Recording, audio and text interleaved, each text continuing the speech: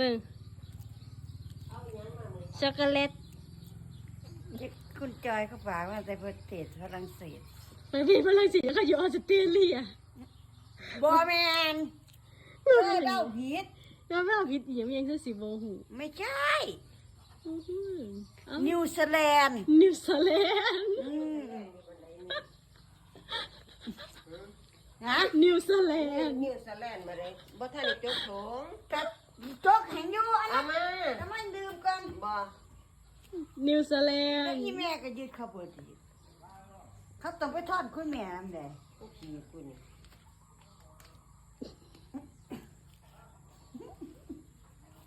ประเทศอะไรนะ